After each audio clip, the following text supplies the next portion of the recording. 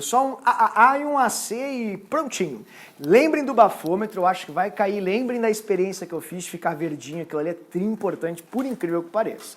Só que tem uma outra oxidação que hoje em dia, infelizmente, graças ao Enem, tem aparecido, que ela é muito chata. Ela segue a mesma premissa, ou seja, são os mesmos oxidantes, de cromato e permanganato, só que ela é com alceno.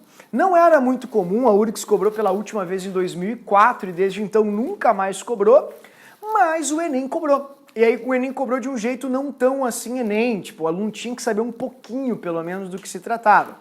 Eu vou ser trifranco, não vale a pena você memorizar o mecanismo, e eu vou mostrar para você como é que acontece, vou mostrar a construção, só que eu vou te pedir para focar nessa tabelinha aqui embaixo que eu montei para você, porque é só isso que a prova pode cobrar de ti. Então vamos lá. Essas três oxidações se chamam oxidação branda enérgica ou ozonólise. São oxidações que ocorrem exclusivamente em hidrocarbonetos do tipo alcenos. Essas oxidações, elas podem ser mais tênues ou muito drásticas, por isso que tem essa diferença de nome. E isso tem muito a ver também com a quantidade de oxigênio que é produzida. Por exemplo, quando você tem pouco oxigênio produzido, como você pode perceber na primeira equação, a gente diz que ela vai gerar uma oxidação branda. Quando você tem mais oxigênios produzidos para cada um dos sais que você tem, a gente chama de enérgica.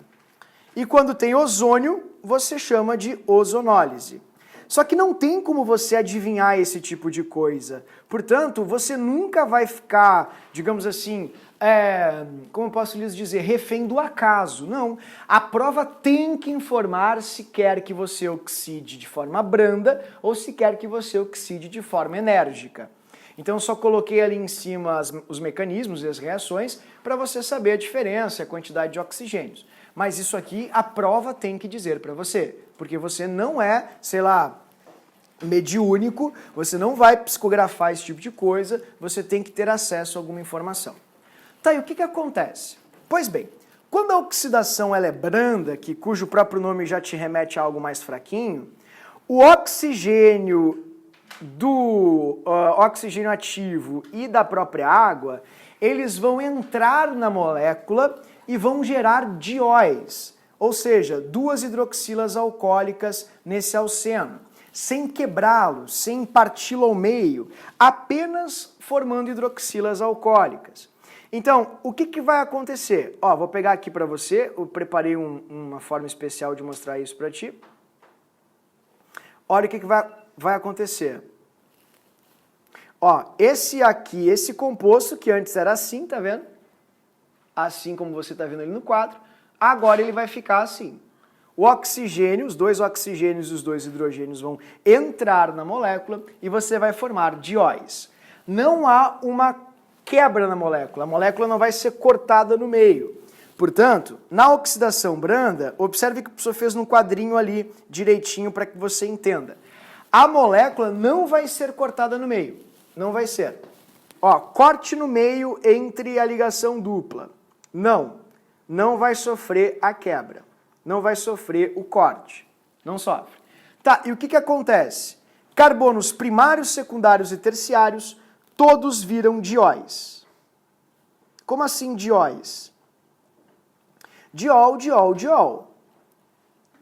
Independentemente do carbono que você tenha, eles sempre vão virar dióis. Você vai ter dois OHs quebrando ali a ligação π, formando ligações sigma no lugar. Agora, a próxima oxidação que acontece é uma oxidação super forte e poderosa, que é chamada de oxidação enérgica. Essa oxidação ela é tão intensa, mas tão intensa, e tem uma taxa tão alta de oxigênio, que o oxigênio entra em todas as ligações possíveis com o carbono, separando sempre o carbono do hidrogênio. Ele sempre entra no meio entre o carbono e o hidrogênio, porque essa ligação é mais fraca. Então veja, olha o que vai acontecer. Para você conseguir saber o que acontece, você vai precisar olhar para a dupla ligação.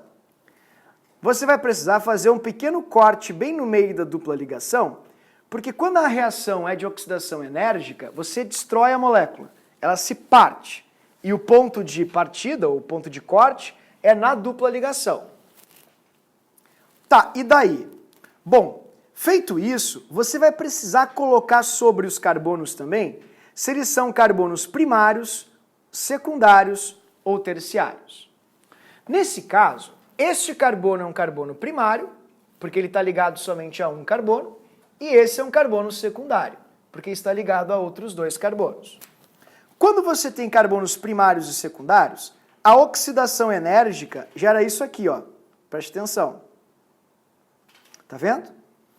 O carbono primário, que é esse aqui, ele vai se partir, o oxigênio ataca todo mundo ali, e o que acontece? Ó, o oxigênio pegou aquele carbono e fez isso aqui. Se tu contar comigo devagarinho, tu vai contar H2CO3 e H2CO3 é ácido carbônico, infelizmente. O carbono secundário, olha o que ele vai virar. Ó, eles eram assim, tá vendo? Sem oxigênios. Eles se quebraram. Ele ficou assim. Ele vai virar um ácido carboxílico. Por isso que é uma oxidação enérgica. Você eleva o estado oxidativo do carbono ao limite. Mais 4, mais 3 aqui no caso. Um NOx muito alto. Então, para o aluno acertar, professor, assim, eu só quero acertar isso, o que eu faço? Vou te mostrar. Há uma quebra na cadeia? A resposta, sim. Quebra a cadeia. Então, vou colocar bem grande ali, ó. Sim, quebra a cadeia. O carbono primário se transforma em quê? Ácido carboxílico. Ácido carbônico. Perdão. H2CO3. E o carbono secundário se transforma em quê, professor? Có. Cozinho. Faz um cozinho. Tá? Que é o ácido carboxílico. Desse jeito. Tá, mas e se o carbono for terciário? Baita pergunta. No de baixo, você tem uma oxidação enérgica também, e você vai perceber um carbono terciário. Cortei aqui no meio, porque a própria prova vai dizer que foi uma oxidação enérgica, e você vai ver que na ponta você tem um carbono secundário, não entendi, ele está ligado a 2 outros carbonos, por isso ele se chama de secundário. E aqui você tem um terciário, porque ele está ligado a 3 outros carbonos. Quando a oxidação acontece nesse tipo de carbono, você vai perceber isso aqui, ó. Preste bem atenção. O carbono que é secundário, tá aqui. O carbono que é secundário, ó, vai virar ácido carboxílico, como está escrito ali no quadrinho. Só que o carbono terciário, ele não tem nenhuma ligação com o hidrogênio. Então a única coisa que ele pode fazer é nasceu, ó, virar cetona. Portanto, o carbono terciário vai virar uma cetona. Carbonila entre carbonos. Cetona. Pessoal, que horror. Cai. Se não fosse importante, eu jamais passaria. Jamais. Infelizmente, o Enem cobrou. Infelizmente, vale a pena você cuidar. Carbono terciário, com oxidação enérgica, vai virar uma cetona. Tá, pessoal, posso ir embora? Calma, querido. Só tem mais uma, que é a ozonólise. Lise é quebra. Ozono vem de ozono ou ozônio. Ozônio ou ozono. Tanto faz, é a mesma coisa. Quando você coloca o ozônio não é tão poderoso assim quanto os outros. Então ele transforma os carbonos em aldeídos e cetonas apenas. Carbonos primários e secundários viram aldeídos e os terciários viram cetona. Então eu vou ser franco assim ao te dizer isso, tá, pessoal? É uma decoreba sem tamanho, ok? Pode cair? Pode cair. Se cair, eles vão perguntar para você assim, e a ozonólise faz o quê? Aí você diz, quebra a molécula no meio e se o carbono for secundário, vai formar aldeído. Se for primário, vai formar aldeído. E se for terciário, vai formar cetona. Olha, eu estou sendo bem franco, não é uma questão muito comum, muito recorrente, mas pelo fato de ter caído no Enem e outras provas terem copiado, eu acho que você não pode se dar o luxo de não, dar uma olhadinha nisso. Vai cair na URGS? Eu acho muito difícil, tá? Só se a URGS mudar muito assim a sua proposta. Mas é muito difícil. Como falei para você, a última vez que a URGS cobrou isso foi em 2004. Você não era nem nascido. Certo? Queridos, horrível, eu sei, mas essa é a oxidação de alcenos.